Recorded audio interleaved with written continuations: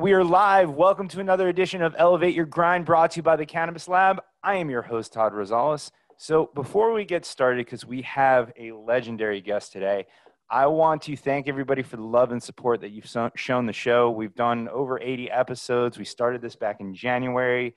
We were doing them in person. They were great.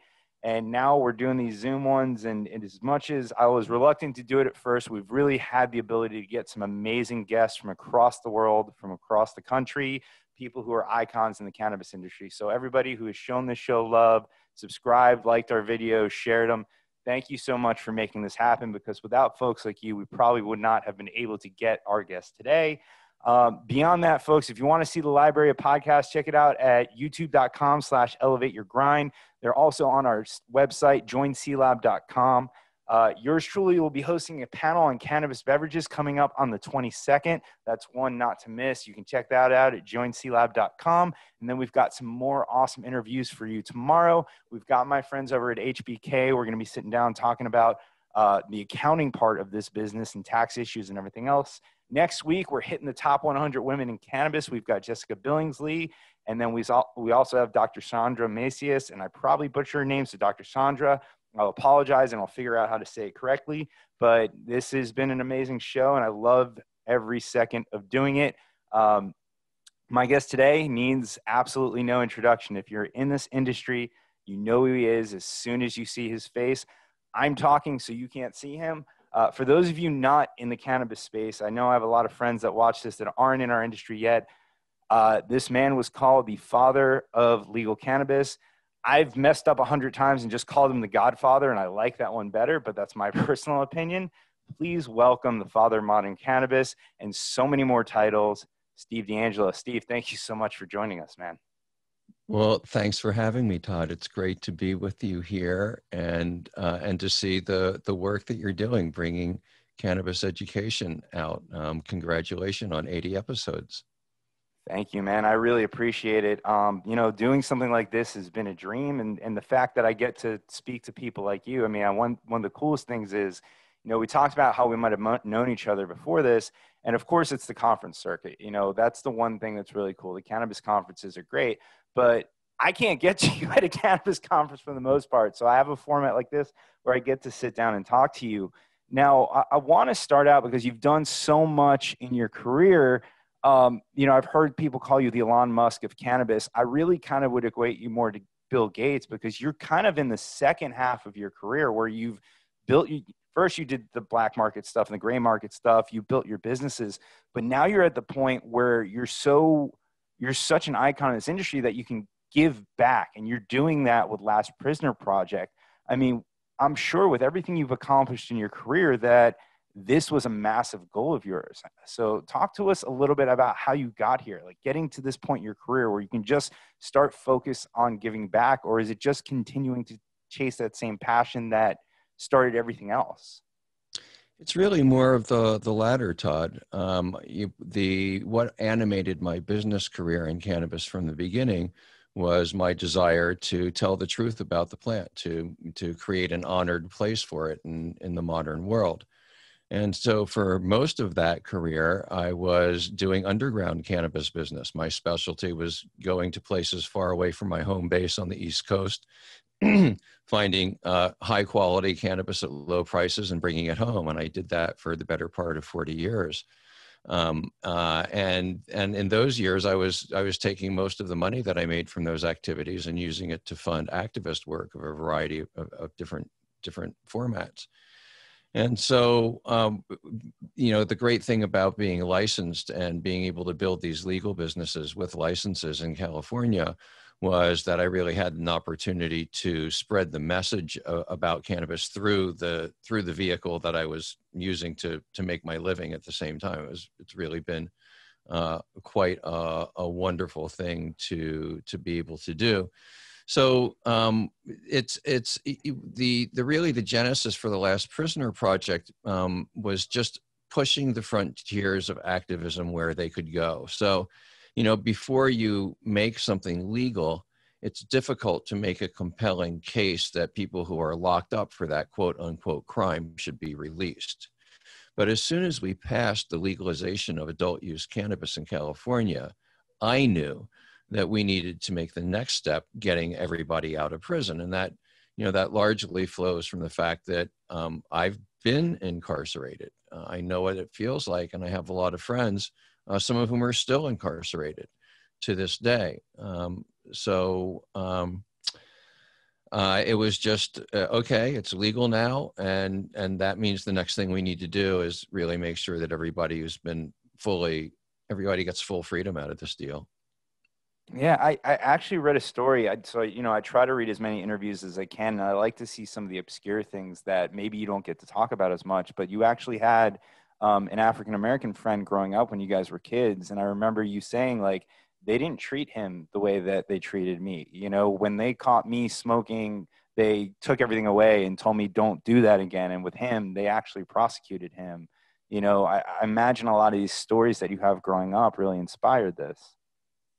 Yeah, well, if you're a white person in the underground cannabis trade and you're doing business in an urban area and you do business with people of color, it becomes clear pretty quickly the disparity in cannabis enforcement and the punishment. Once people of color are at least four times more likely to be arrested in the first place, but then they're more likely to be convicted. And once convicted, they're more severely punished. And yeah, that was evident for me from the beginning. I had a childhood friend. He didn't do anything that I didn't do in the way of selling cannabis, but he got busted. And, cops would come up to me and it would be, all right, kid, you got this weed, empty the baggie out, get out of here. Don't come back to this place again. Don't let me hear about, right? Him, they would handcuff, they would take him down to the station, they would process him, and then they would take him to juvie hall. And so my friend Jimmy ended up not being able to get a job anywhere other than the local strip club. And this really ironic thing that happened, this club was basically a white biker hangout, and some black guys had attempted to get into it earlier that night and been turned away and were really pissed off. So they came back and they poured several containers of gasoline at the front door of the place and torched it. And something like 16 people died. And my friend who was working there as a barback, a black man, ran into that burning building 2 times and came out with people that he saved. Third time he ran and he didn't come back out. Oh man, that's terrible to hear, and I think it's a testament, people look at each other and they see color and everything else. And I don't want to get too deep into this because I'm certainly not an expert, but I think people just need to realize when you have a bad experience with something, it doesn't have anything to do with their race or their religion or their culture. Sometimes people are just jerks and they're bad people. It has nothing to do with the rest of it, right? Like you said, you had a friend who didn't do anything else and he passed away a hero, right? And he was the one getting persecuted more than you. And that's just not, I'm sure other people realize it, but that's not right to treat people that way. I want to kind of put a pin in this, and I hate leaving on such a negative note there, and come back to Last Prisoner Project because it's amazing. I'm very big on things that are showing the best side of the cannabis industry to the general public that don't get marijuana moment, the ones that aren't going to the seminars and everything else and truly learning about it, the ones that come across articles on Facebook. And I think Last Prisoner Project is an amazing first impression to the general public saying, hey, these people have been wrongfully accused. But I want to go back into your background, right? So you were able to essentially make a career out of chasing a passion for cannabis, so much so that you were chasing it before it was even legal, right? Now, I think a lot of people think that you grew up on the West Coast and in California. It's a little bit more ingrained into history and culture, but you grew up in DC, right? So how is a young kid, I grew up on the East Coast too, New Jersey, and I was born in 86. So I grew up very much in the, say no to drugs, dare, this stuff, it's not good. They make the joke like, hey, commercials when you're a kid make it seem like people are going to offer you free drugs a whole lot more than they actually did. But how was it that you were able to find this passion and stick with it and continue to chase it up to being who you are now, when essentially the whole world was trying to tell you that you were wrong? Well, I'm really ornery. Um, so, for me, my initial association with cannabis was very positive. I did grow up in Washington, D.C. in the late 1960s, early 1970s. That was the time of the protests against the Vietnam War, and the whole town was occupied by thousands and thousands of radicals who had come from all over the country to try and put pressure on the government to stop the war. And so I went to lots and lots of demonstrations, and after the demonstrations to, various different kinds of places that people hung out, parks and concerts and stuff. And people were all smoking weed and passing joints around. And I was like, 10 years old, 11 years old. So nobody was really passing the joint to me, but I saw it, and the association was a good one for me, right? I was in favor of ending the war. These were good people. They were doing good things. And so when I was 13, I had an opportunity to consume cannabis, and I had a really transformational experience. And, long story short, you can read more about this in my book, The Cannabis Manifesto, but I was walking home through a park that was a park that I went through every single day of my life and never noticed anything. But on this day, after I'd smoked for the first time, I started noticing stuff like the sun on the back of my neck and the crunch of the leaves underneath my feet. And then the same green leaves up above with the sunlight filtering through, and the sunlight on the back of my neck, and hearing the creek gurgling in the background and some perspiration and moisture coming up on my skin. I'm like, in this moment, I just felt at one with all of those natural elements and really part of the web of life. It was something I felt rather than something I knew. And it was just this really profound moment for me. And I came out of that park knowing that something really heavy had happened to me. Looking backwards, I recognize it as my first genuine spiritual experience, which is, my spirituality's taken a nature-based path. So I guess I just, I grew up at a time and in a family where if you see something wrong, then your job is to stand up and fight it. And I fell in love with the plant immediately, and it just from the beginning was not willing to be a criminal for the rest of my life. And so it just led me to being an activist. It was for me to be happy in this world, I had to make cannabis legal. And so, yeah, there were times that it was easy and times it was hard, right? In the early 70s, it was kind of groovy to be a cannabis activist, a young kid who was a cannabis activist, because the movement, there was still kind of a cannabis reform movement that was going on that was part of the 60s things. You had organizations like NORML that had passed decriminalization measures in like almost 20 states. Jimmy Carter, president of the United States in 1978, endorsed the idea of nationwide decriminalization. And so it was kind of a great ride in those years for me. But then Ronald Reagan got elected, and you started, reading all of these news stories and seeing all these commercials that, the upshot of it was that people like me were really, really bad people who were doing really, really bad things. And those years where I felt hunted, for 10 or 15 or 20 years. It was really survival and during a time of warfare. I commend you so much, because I remember, I think I started really getting into it in around 2010. So 10 years ago, 2009.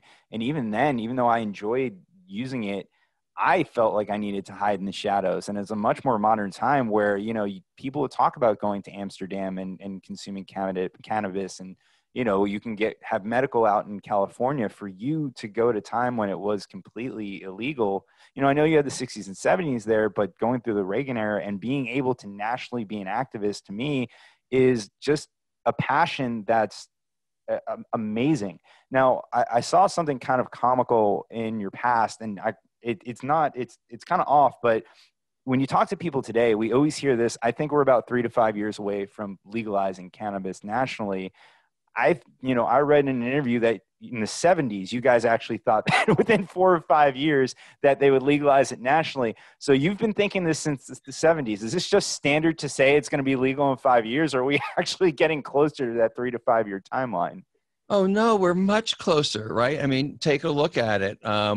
50 years ago when I started doing this work, The only thing that we had was a few decriminalization measures where a few states had said, all right, if you're in possession of cannabis, we're going to fine you instead of busting you. But there was nothing like anything approaching legal distribution of cannabis. Today, a majority of US states and many other countries around the world, including Canada, a G7 nation, have legal cannabis commerce. More importantly, the public has been educated on the truth about cannabis now and no longer is willing to accept the government lies. And that's a tremendous turnaround. So yes, absolutely. We've seen a tremendous amount of progress. Hemp is legal to grow in the United States now. One of the reasons I started my hemp company, Ecolution, way back in the late 1980s was to achieve that goal. And yeah, it took us a lot longer, and you can put that down to political naivete, or you can put it down to the ridiculous intransience that's been shown by the people who should be protecting us with science and treating us with care and responsibility, who instead have done the most egregious of things in order to support an outdated ideology. I mean, there's been war crimes in this war, right? You think about the fact that the National Institute on Drug Abuse in the 1970s and 80s ran 3 different studies on cannabis and cancer designed to show that cannabis causes cancer. And in every case, they got back the opposite results. No, in fact, cannabis has powerful cancer-fighting properties. And they shit-canned it. They made sure nobody saw it. Right? For years and years, the only reason that anybody knows about those studies is because some of the doctors who were involved leaked it because they couldn't stand to see what was going on. Because imagine how many people have died of cancer since 1973 when the first study was run. Imagine how they and their families have suffered during that period of time. We're talking about millions and millions and millions of people. We don't know how many of them would have lived. We know that there's some significant proportion that would have lived with cannabis therapy, but we know that almost all of them would have had much better quality of life for the remainder of their lives and would have been able to connect with their families in ways that they cannot do when they're nodding out on the morphine that they get now. So, well, it's easy to get me wound up on this stuff, man. Congratulations. I'm happy to do it, man. I love seeing you get on your soapbox. And I mean, to join you on that, to me, it blows my mind because really the root of a lot of pharmaceuticals are a natural based medicine or a plant based medicine that's processed and they take out isolates and things like that. And I'm speaking very generally here. So why criminalize or be biased against a plant that you haven't really studied that much, that you really don't know? And like you said, some of the studies that show positive effects have been buried even today. And I knew this better a few weeks ago, but I remember that reading a study from one of the universities here that cannabis is actually an effective way, I think, of helping prevent COVID or something along those lines. And I remember just myself buying into the stigma, thinking when I first saw that article going, oh, we got to deal with this now. Now this is something I'm going to have to defend. And then 2-3 weeks later, seeing more and more legitimate behind it. And I'm like, go figure. But I myself, even though I've been in the industry, I'm a fan, I'm an advocate to a point,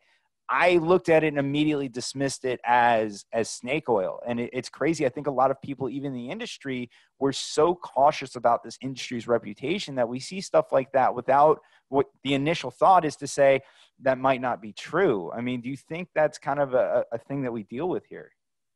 Absolutely. I did the same thing, exactly the same thing, right? As soon as COVID hit, I said to myself, gee, cannabis is good for almost everything that ails us. So it's probably good for COVID too, in some way. And I started, keeping my ear open. And what I noticed was that none of the people that I knew who were regular cannabis consumers got severe cases of COVID. Very, very, very, very few of them had any got COVID at all. And if they did, it was transitory, right?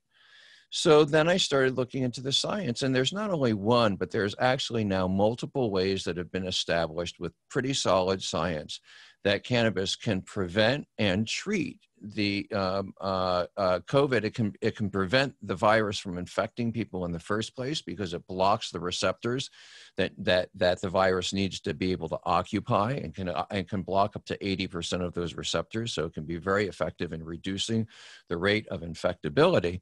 And then cannabis is also really, really effective at either preventing or quelling what they call the cytokine storm, which is what really kills people. People who die from COVID die basically from a cytokine storm, which is a overreaction by our body to try and fight the disease. But that reaction is so powerful, in fact, it kills us. So yeah, but my first impulse was, I can't talk about this. I have to get all the science right. I have to make sure and then I said to myself, I was like, dude, you have to start talking about this. And the first thing that I started doing was just asking the question, right? How many people do you know that have been affected by this disease who are regular cannabis consumers? And it's the answers that I got have been, they're not scientific, but I think that they're indicative of what's going on. Look, in a sane world, right, where cannabis medicine was properly understood. And when I say properly understood, what we know is that cannabis interacts with the endocannabinoid system. The endocannabinoid system is by far and away, the largest neurotransmitter system in the human body. And it's responsible for restoring or preserving or restoring homeostasis, right, which is our body's natural place of balance. It's effective for almost every human medical condition that we know of. Every time that a study has been run, almost every time we see some therapeutic effect from cannabis. So if we were living in a sane world that still wasn't blinded by ignorance and stigma, the very first thing that we would do whenever there was any kind of new illness that arose, we would say, let's try cannabis first. It's safe, it's natural, it's affordable. The worst thing that's going to happen is people will get, maybe a little too hungry or a little too horny. Yeah. Not so bad, right? It should be the first thing that we always try. No, I actually really agree with that statement. I mean, in life in general, headaches, stomach aches, just little bits of uncomfort. You take a little bit and you feel, like you said, normal again, homeostasis. And it's shocking to me. I feel almost ripped off that in my formal education that this was never mentioned to me. And I've learned about the endocannabinoid system from doing this podcast, mostly from people like yourself and Eben Britton and Dr. D, who's been on the show. It's weird to me that, the people who are educating themselves the most about it are cannabis advocates and cannabis people, and it's not the medical community that we're really hearing it from. There's a subset of them that truly believe in this, that are very vocal, and I greatly appreciate their opinion, but they're leaving it up to folks like, not so much me, but like you and Eben and a lot of the guys that are on stage at these conferences to truly educate people on this. And it amazes me that this isn't more mainstream, just the endocannabinoid system and how it affects your life and everything else along those lines. Do you see that? Do you see any effort to make that more mainstream? You seem a whole lot more connected than I do. Yeah, look, the failure of the medical establishment to recognize the endocannabinoid system and teach their students about it reminds me of the way that the Catholic Church suppressed the idea that the earth revolves around the sun, right? Yeah. It is just such a profoundly unreasonable and unscientific position. Only 13% of the medical schools in the United States teach anything about the endocannabinoid system. And in the majority of those cases, the instruction consists of one 45-minute seminar. And what we know now is that cannabis is tremendously effective for an incredibly wide range of human medical conditions, almost always better than what the pharmaceutical alternatives is. And it's just simply medical malpractice not to make this information available to doctors. But what we also know about medical education in the United States and the medical establishment in general is that it works hand in hand with the pharmaceutical industry.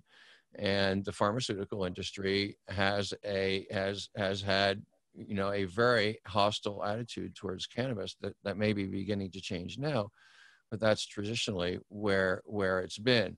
So I'm happy to say that I can report that there's people like my friend Dr. Peter Grinspoon at Harvard University, who has formed an organization for the education of I believe the Coalition of Physicians for Regulation, and he's really working to educate doctors, and there's other people who are doing it. So again, it's when the first day that you go to medical school, you should learn about the endocannabinoid system. And when you learn about the endocannabinoid system, you should learn about cannabis. And you should not walk out of medical school at the end of your first day not knowing that the safest and most effective medicine that human beings have is cannabis. It's just that simple. And when the real history of the rediscovery of therapeutic properties of cannabis is written, this will be recognized as the most important medical breakthrough, at least since the discovery of germ theory. And I believe of all time, the discovery of the endocannabinoid system fundamentally alters our understanding of human anatomy and biology. I think it almost put doctors at a handicap to be treating patients and literally lack the education of an entire system in the body. I mean, that would be like someone going to a trade school to being a mechanic, and they don't learn about transmissions. They know about everything at every other part of the engine, but they don't know about a transmission, right? Something along those lines. So, it's definitely something that needs to change. On that note, do you believe that we're at a point where the general public is widely accepting or has no opinion on whether or not cannabis should be legal? And at this point, we're basically fighting corporations and lobbyists that stand to lose money, to be honest, because cannabis is going to fill in a lot of gaps that's going to take money out of their pocket. I think that if you take a look at public opinion polls, they will tell you that now a majority of Americans are in favor of legalizing cannabis, but that's largely because they have recognized that the harms of prohibition outweigh any benefits that can be achieved by prohibiting cannabis. At the same time, if you ask Americans whether or not they're comfortable being around cannabis consumption, whether they approve of somebody in their family doing it, whether they think it's morally or ethically correct, there's still a great number of Americans who have deep questions and reservations about cannabis. And we tend to find that this is, it varies by geography. And in places like California, where people have had more exposure to cannabis for a longer period of time, there's more approval for legalization. And in places where that reform is only beginning to reach, the process is still unfolding. I think that what's really going on, though, is that we have a political class who became deeply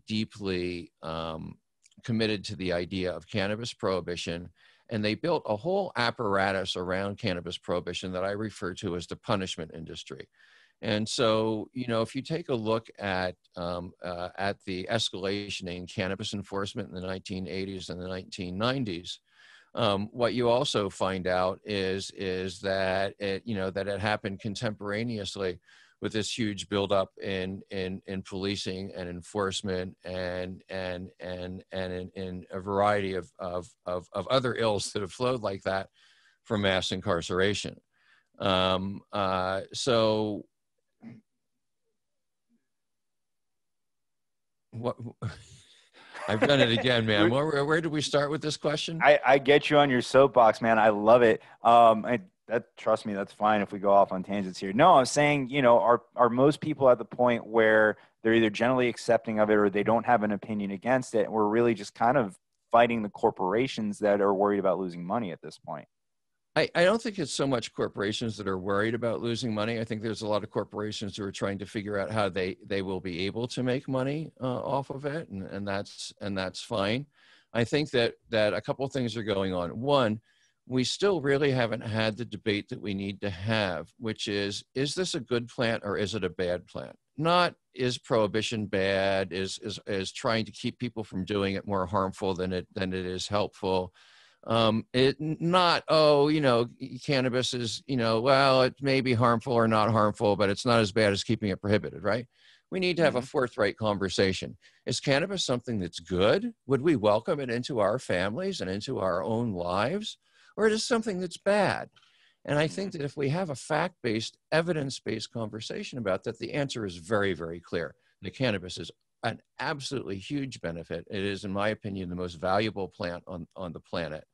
And that we win when we have that conversation. And we need to be not shy about it. This was, the point that we were making about COVID. There's this, what I call lingering stoner shame.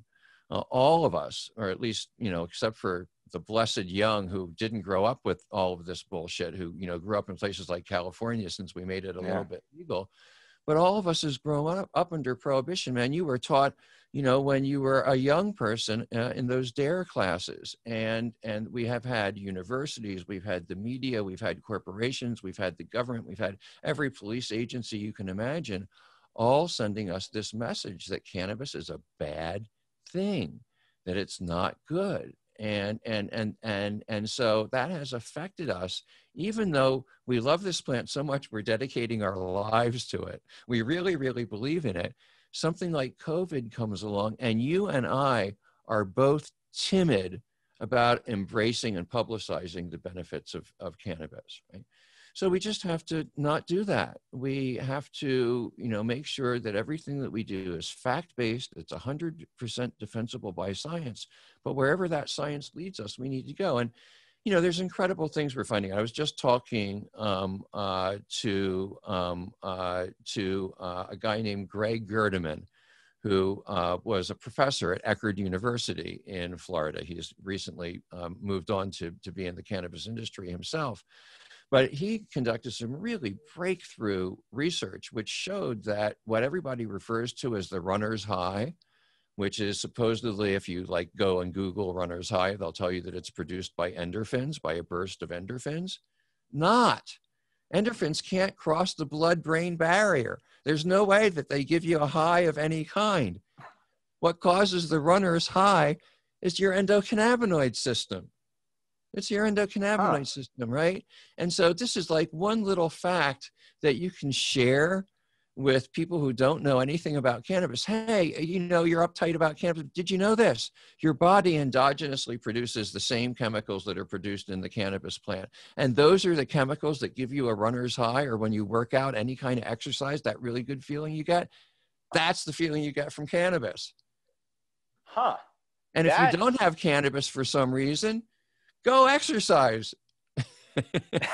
Dude, Steve, that blows my mind, because I was just thinking this. I had a friend in college that would smoke before he worked out, and I always go, I don't know how you do that, man. That's crazy. And I can tell you, as I've gotten older and the time is limited, and Joe Rogan calls it your inner bitch steps up and won't let you work out. But reality, there's sometimes a mental block to it. Sometimes, I'll tell you what, you consume a little bit of cannabis, and a few minutes later, I'm like, I think I'm ready to work out. I'm ready to go, because I kind of have that feeling. Like, honestly, I feel my arms moving.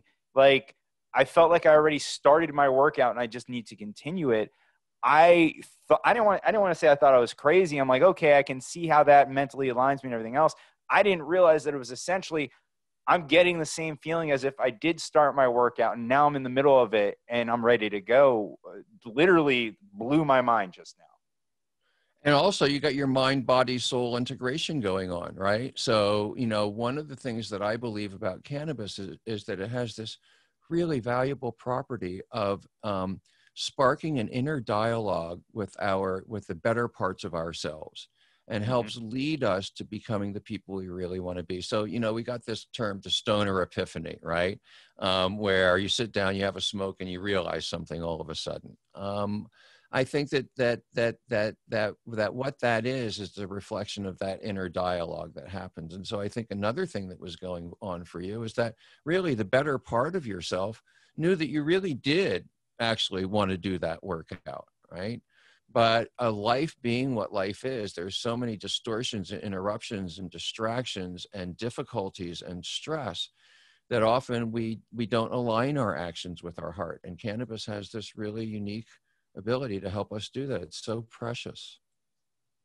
Steve, if we keep going down this topic, I'm going to need to lay down on a couch, and this is going to turn into a therapy session for me. So, um, no, but I love that. Now, I want to touch on something you had mentioned just previous, that you think that this is one of the most valuable plants in the world. And I couldn't agree with you more, because I think a lot of the general public, when they hear us talk about cannabis and the cannabis industry, of course, they're going to smoking cannabis or consuming weed or pot, whatever you want to call it.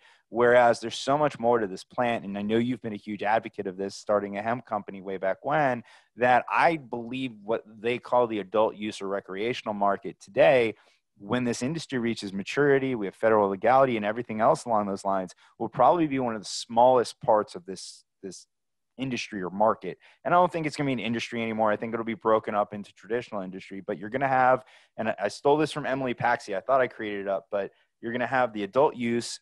Bigger than that will be the wellness component. There'll be a true pharmaceutical medical component. And then there's hemp and industrial hemp. And the opportunities for that, I mean, I'm a cannabis user advocate, that side of it, adult use. I like it. I enjoy it. But I'm so fascinated with what industrial hemp can do for the world.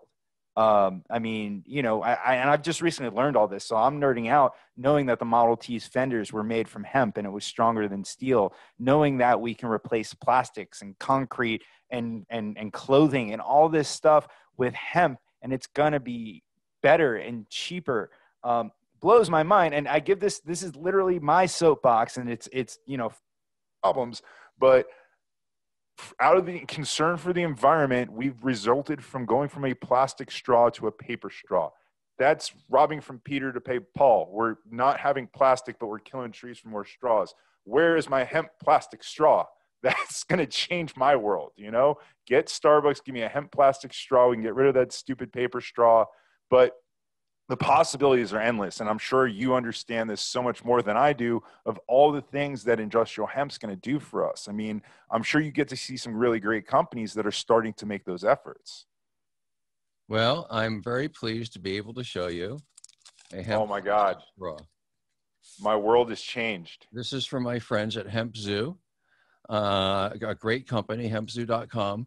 And it is a hemp plastic straw. Regular plastic straws can take up to 200 years to biodegrade. This one biodegrades in a year.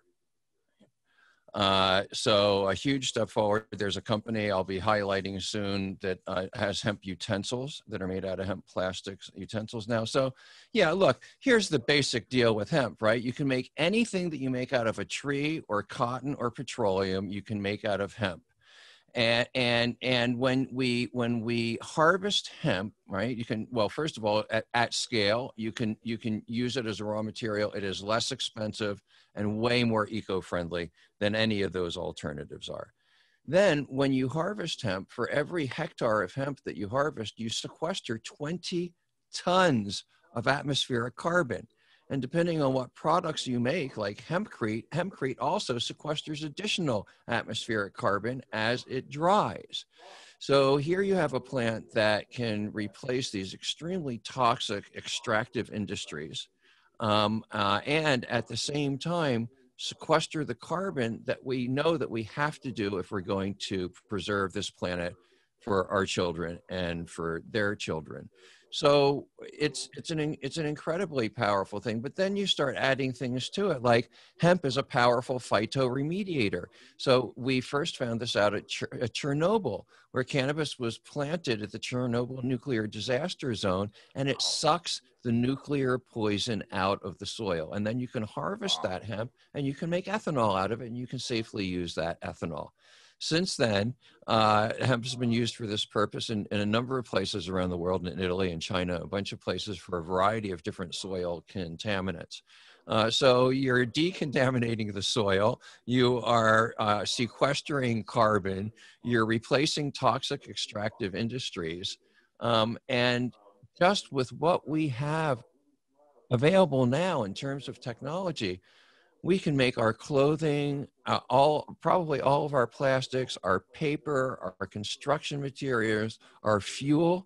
What we need to do is, if we could plant 100 million acres of hemp on this planet, we can stop climate change and start reversing it.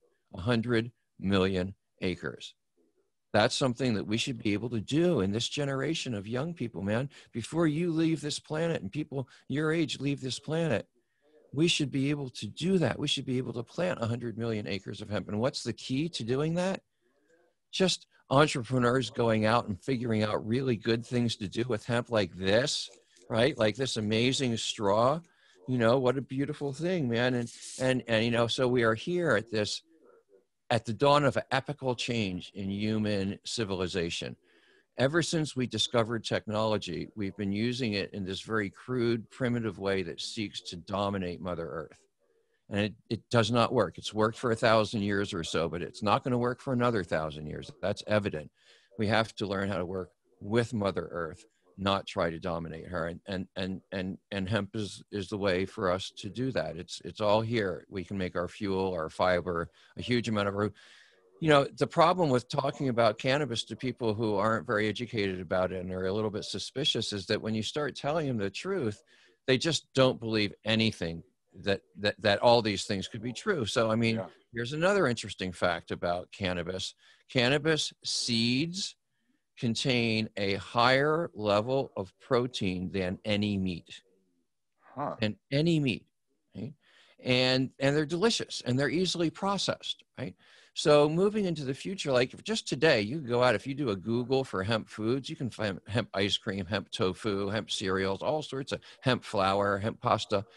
And so another use for some of these 100 million acres is moving us closer towards the plant-based diet, which we also know is going to be important if we're going to leave a habitable planet for coming generations. So hemp just gives us so many tools to do that.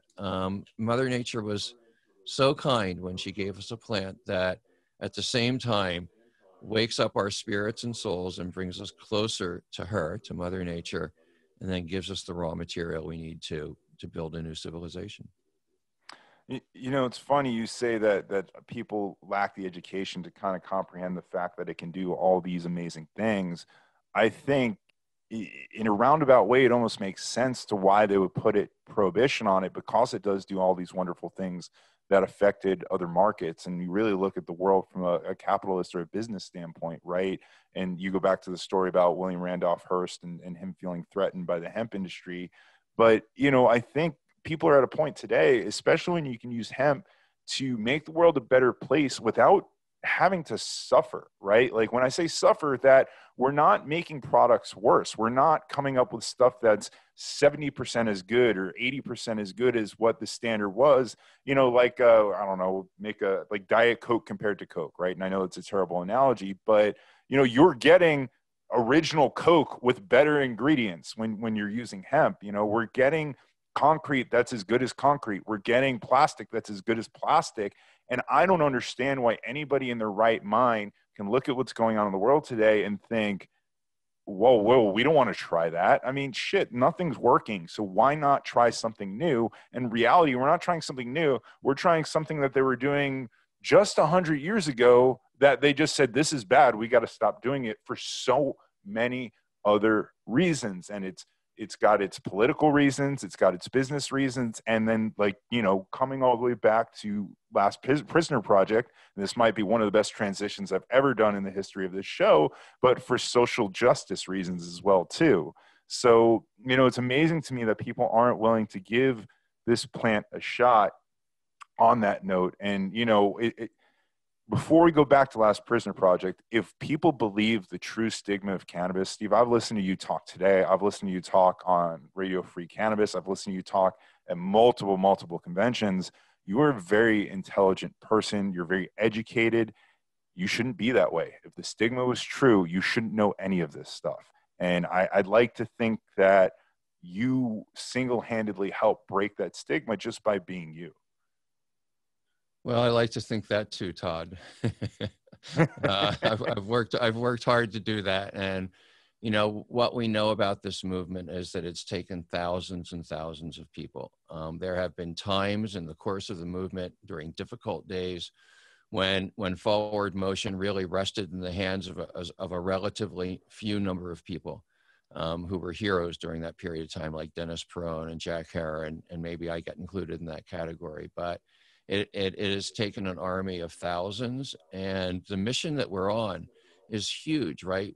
Like I said, we are talking about changing the industrial basis of human civilization from a basis that consumes the planet to a basis that heals the planet. It is a huge, huge change. It will touch every single part of the economy, and it's not going to happen overnight. What we are doing now is beginning to build a movement which will hopefully grow into a culture which will last as many generations as is necessary to make sure that we get enough hemp planted that we don't cut down the last tree on this planet. And you're really on a mission to make this planet a better place. It's really not just cannabis itself, but you're going to make this planet a better place by using cannabis. So circling back to Last Prisoner Project, I think it's absolutely amazing what you guys are doing. It's certainly not right that we have all these nonviolent offenders that are locked up. And honestly, it's bad for the economy if we really want to take a political view at it, because these people were not wrongfully accused. It might have been illegal at the time, but it's something that people are profiting off of now. And it's a completely legal market, adult use in some states, that there should be a lot of people looking back and saying, okay, it's not as bad as we thought. We got to let them out. And, Dave Chappelle, I love his comedy. One of his skits, he used to have a joke where, he'd have people get arrested and say, oh, sprinkle some crack on them, right? But they were doing that with cannabis. They were planting it on people and putting them in jail. And we have people that have been there are people who are put in jail for selling it, and there are people who had it planted on them that are in jail for a very long time. And you are making sure that or doing your best to get those people out, and you're getting a lot of attention for it too. When I say, and I don't mean that in a bad way, I mean it that it's starting to pick up steam so much that the godfather of podcasting himself, Joe Rogan, actually reposted one of your stories as well. I hope one day I get to see you on his podcast, because as much as I've enjoyed interviewing you, I think you do a much better job than I am. Well, we've been trying to have that conversation with Joe, and we look forward to the day when it's going to happen, for sure. What was the other part of that question? No, I mean, what you're doing. So you start Last Prisoner Project. So yeah, look, so the idea behind Last Prisoner Project is really simple. And it really, I think that it doesn't really matter how you feel about cannabis, whether you think that cannabis should be legal or not be legal. In places where cannabis has been made legal and people are being licensed to engage in cannabis commerce, you have this situation where, on the one hand, you have a certain class of people who come from a place of privilege, who have been given licenses that are difficult to get and require a lot of money and sophistication to acquire and to effectively hold, who are making intergenerational wealth growing and selling cannabis. At the same time, you have, by our estimate, a minimum of 40,000 people incarcerated in the United States for doing exactly the same thing, right? So, and these people, for the most part, have less education. They had lower incomes. They frequently come from marginalized communities and communities of color. And, and so it's just profoundly unfair. This all came home to me when I was fortunate enough to find myself at the top floor of a very fancy office building in Toronto, meeting with some of the captains of the public markets there. And I was raising money to grow Harborside. This was 2017, after we had passed legalization in California, but before the law took effect. And I was up there looking for money to get ready for that change. And it had been a great day. It was towards the end of the day. There were a lot of spreadsheets that were on the table. We'd all been talking, and the numbers looked really good. Everybody was, basically adding up the dollars and thinking about this great time to come, and talking about tons and tons and tons of cannabis. Right? Nobody having the slightest fear of being arrested or even thinking about it. And I get a phone call at the end of the day from my buddy Chuck, who's incarcerated in Pennsylvania for conspiring to import 14 pounds of cannabis from California to Pennsylvania. And he's serving a 4-year sentence.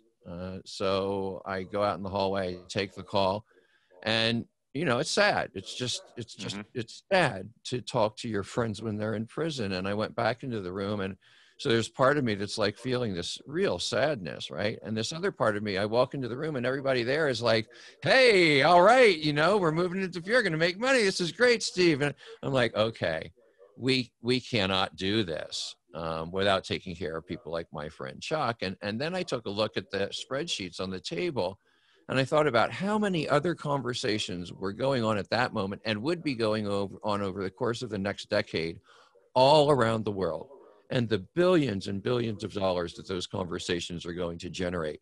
And I asked myself, how much of a slice of all of that money would we need to make sure that as this new industry is built, all of the people who are incarcerated, I'm not talking just the United States, I mean everywhere in the world, that they all come home to their families? And the answer is not that much.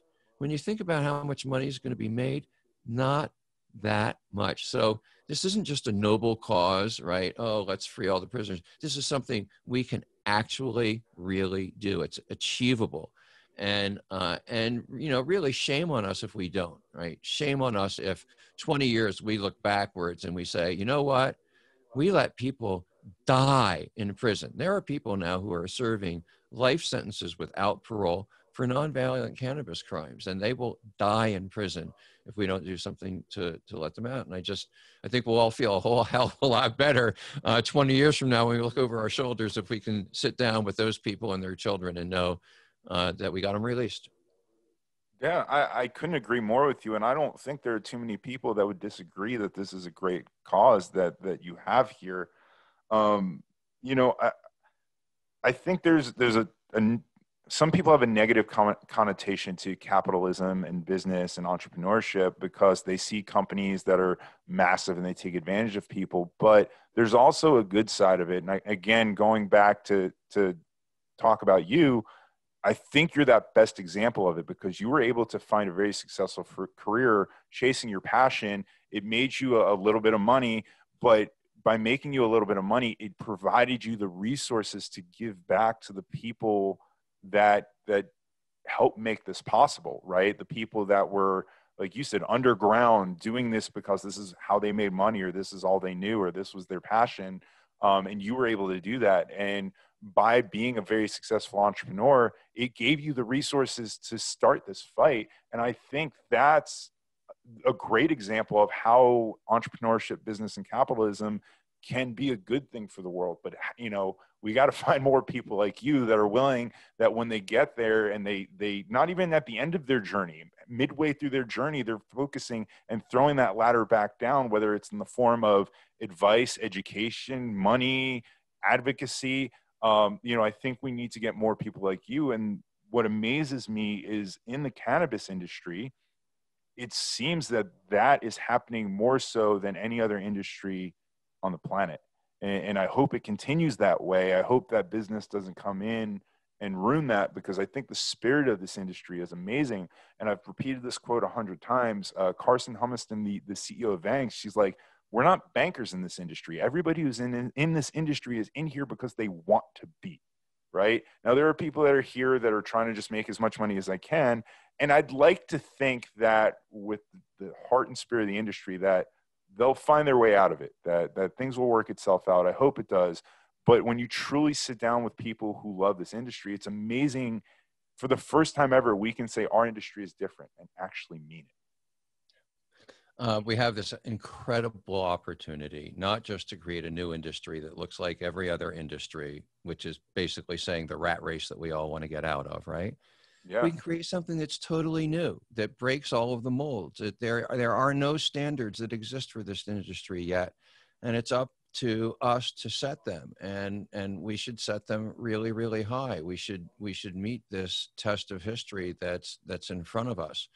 I think that if we execute on that, it's going to be it will be our most valuable reward. And I think that that entrepreneurship, that when the game isn't rigged, when average normal people have an ability to become entrepreneurs and succeed, and they do succeed, most of them do give back to their communities. Most of them hire from their communities. Most of them donate to charities. Most of them mentor people from their communities. Where you start seeing problems is when you move away from entrepreneurs and family-owned businesses into these huge corporations, and the corporations have no soul. The corporations don't care about leaving enough food on the table so that everybody has a place and everybody can eat and be well fed and be happy with each other. They will take the last damn crumb off of the table, and they don't care if that means that everybody else is pulling out their knives and stabbing at each other for it, right? And it's just, we know that that's another thing that needs to change in the world. But, you know, entrepreneurship, free enterprise, any system that human beings create is just a tool. And it's our hearts that tell us how to use that tool and inform us how to use it. And, you know, I had the opportunity to travel in Eastern Europe just at the fall of communism and really see what those societies looked like there and meet a lot of the people who survived one way or another through it.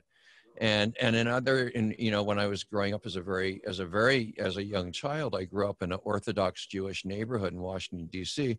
A lot of the people who lived there were Jews who had been in concentration camps. My friends' mothers, a lot of them had tattoos on their wrists with numbers on them. And so I've had an opportunity to engage with a lot of different kinds of systems. I've lived in India, which is a totally different spot. And what I've learned in all of those explorations is that human beings have this unique capacity, right? If your heart is twisted, it doesn't matter how good the system is, how good the laws are, how good the regulation is, how good anything is. Human beings can find a way to twist a good system into a demented end, right? But the converse is true. When our hearts are open and we're really connected with each other and we're operating from a good place, it doesn't matter if the tools that we have in front of us are imperfect. Is capitalism and free enterprise a perfect tool? No, but it's the tool that's here. It's the tool that's in front of us in North America here today. And it's one that we can use in a conscious way with good heart to affect change. And, you know, if we were living in a communist society where cannabis was illegal, I would say the same thing. I'd say go out, and if there's state enterprises there, you know, we need to engage with them. We need to persuade them to use hemp. So it's, you know, let the heart be the guide, and we shouldn't get so hung up on thinking that any system, any culture, any religion, any particular way is the only single way. There's so many pathways to goodness, so many pathways to the divine. It's really just a question of aligning our hearts, right? It's this thing that I was talking about earlier. You know, most of us aren't able to fully and completely live as our innermost parts of our hearts would want us to. I know that I don't, right? That's what being human is about. But cannabis really, really, more than anything else in my life, there's some other visionary plants too, has helped me bring my actions and my life in alignment with my heart. And, you know, the more people that do that around the world, regardless of the system they live under, regardless of the religion that they practice, the closer that we're going to get to a world that is worth living in, and that we can leave to children.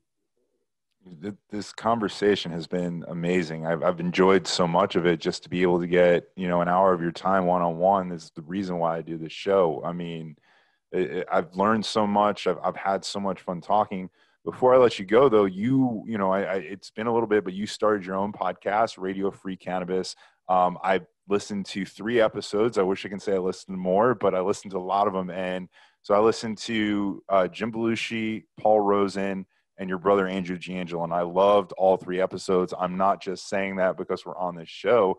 How have you, I mean, it was inevitable that you were going to start a podcast to me because you're everywhere. You talk on every other platform. It's about time that you had your own to start showcasing all the amazing people that you've met along your journey. How have you enjoyed doing the show, and what do we have in the future for Radio Free Cannabis? So I've really enjoyed it for much the same reasons that you have. You know, I go to conferences and I run into people, and it's the same thing as it is with you, that frequently we just don't have enough time to really sit down and go deep on something. Yeah. So it's really been great to sit down with, you know, the people that you mentioned, other people. There's like this whole new crop of academics who have been coming up, who have conducted all this new historical and biological and geographical research on cannabis. And I've got to interview a lot of them. And my own knowledge about the plant is continuing to expand. And I love that. It's you know, as I'm educating, I'm also learning, and that's really wonderful. I will say I'm a little bit frustrated by the long form interview format, and so we'll be pivoting and starting probably before the end of October, we will open every episode with a global look at what's happening in the world of cannabis globally. And so we'll have news and commentary on that. And, you know, the idea behind Radio Free Cannabis is that there are now all around the world hundreds of millions of people who have been touched by this plant, who have a relationship with the plant. The UN says there's 250 million of us. I think they got that count wrong by about a factor of 2 or 3 or 4, right? But wherever the number is, we know that there are as many and more of us than all but the very largest nations on this planet. And we've all had the same experiences with cannabis, and we've drawn common lessons from those experiences. And we share what I learned traveling around the world, a common value system. And so the idea behind Radio Free Cannabis is to introduce this global community to each other. We're translated into 195 different languages with the YouTube auto translate function. And we just want to get this global dialogue going. Imagine what we could do if we could all move together. Say everybody who consumes cannabis on the planet decides that within the next year, we're going to convert 50% of our wardrobes to hemp. Boom! We've just been responsible for how many additional of those 100 million acres that we need to grow? Again, you know, incalculable, but some very, very significant amount, right? I mean, I would love for there to be a ticker, like you know, 100 million ticker that's like up everywhere, right? And it's the hemp ticker, right? And every time somebody like gets another acre harvested or planted, man, the ticker clicks and there's like up in Times Square, it's up in schools, it's up in universities. The whole world knows that we got this mission, you know, like you jump in your car and there's a little flashing light. You get a recent update on how many acres we planted, man, getting to 100 million. I mean, come on, with 7 billion people on the planet, we should be able to get 100 million acres planted. Oh, dude, you've got me so fired up with that right now. I mean, for the very least, we got to talk to your website people and get that up on stevedeangelo.com. Just the running ticker of the hemp plants planted. Dude, this has been awesome. I have one more question to ask you before I let you go.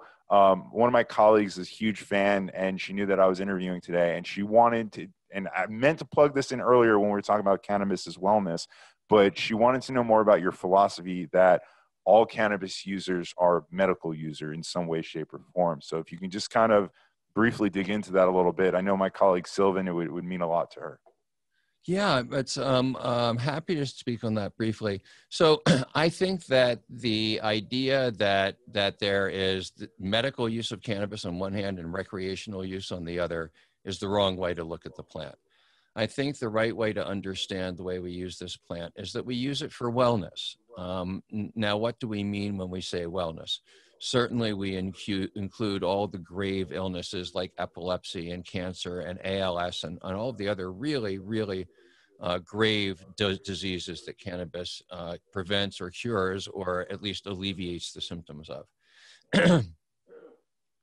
Then there's things like insomnia, depression, IBS, all sorts of digestive issues, the chronic conditions that, you know, don't kill people, but really make their lives pretty miserable. And there's not very many good alternatives for today. And then there's a whole nother category that I call the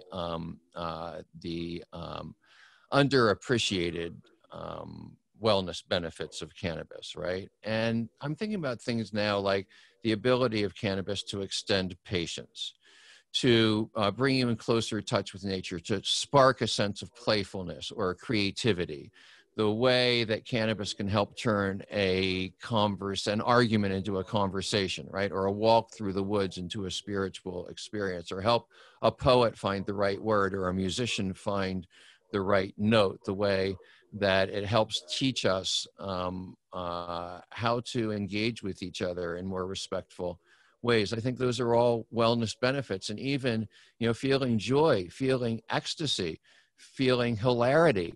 What people would say is just getting stoned. I would push back on. I would say, no, we are here on this planet to feel ecstasy, to feel joy, to express that joy, and to share it with one another. That is the reason that we're here. And you don't look at that as intoxication. You don't look at as something that's bad or undesirable. That's a wellness effect. I mean, gee, who among us thinks we can have a well-lived life without experiencing joy and ecstasy? So it's just a question of the lens that we look at it through. And we've been so conditioned to look at cannabis through this prohibitionist lens that even some of the really positive benefits of cannabis, we tend to look at from a negative perspective. Oh, I'm just getting high. Well, just getting high, that's a pretty wonderful thing, that just getting high, isn't it? Right? Yeah. I couldn't agree with you more. I mean, I'm a huge stand-up comedy fan, and to consume cannabis, I don't know if it makes the comedy funnier, if it's just the fact that you can kind of lose yourself in what you're enjoying and really focus on it. And like you said, that first time walking through the park, that you were noticing things that you never noticed before. So I agree with you. And Steve, we've come up on an hour here. I know I've asked a lot of you. Thank you so much for doing the show. I've had an absolute blast. And like always, before we let you go, we'll let you plug everything and anything that you want here. Well, the most important thing I have to plug is Last Prisoner Project. And if you care about cannabis, especially if you're in the cannabis industry, I would, ask you a personal favor on the behalf of all the pioneers who helped build this industry, that you do something to help the prisoners. You can plug in by going to lastprisonerproject.org, or you can go to my website, stevedeangelo.com, or you can go to my Instagram account, steve.deangelo, or the podcast, which is Radio Free Cannabis. It's available on all of the usual platforms, but we're translated in 195 different languages on YouTube. So I would encourage you to check that out. If you're interested in the stuff that I've been talking about hemp, there's a presentation on my website, which is called the Cannabis Renaissance. It's about an hour-long video. It's a speech I delivered at South by Southwest last year, and sort of gives my global perspective on some of these hemp issues that we were talking about. So that's kind of the bundle of what I'm up to. And well, thanks so much for having me. It's been a really enjoyable conversation for me too. Awesome, man. It's been a pleasure, and I look forward to the conference circuit starting back up whenever that happens, and seeing you in person again. I love seeing you talk, and shake hands and have a conversation, and maybe one day in the future we can do this in person. It would be a true honor. Yeah, I think we'll even be able to hug and share a joint, man, hopefully. I hope so. I hope that comes back. Well, Steve, thank you again. And thank you, everybody at home. This has been another episode of Elevate Your Grind. We'll see you again tomorrow at 7 p.m. right here, facebook.com/Cannabis Group. And of course, if you want to check out any of our old episodes, youtube.com/Elevate Your Grind. This has been another episode of Elevate Your Grind. We're out.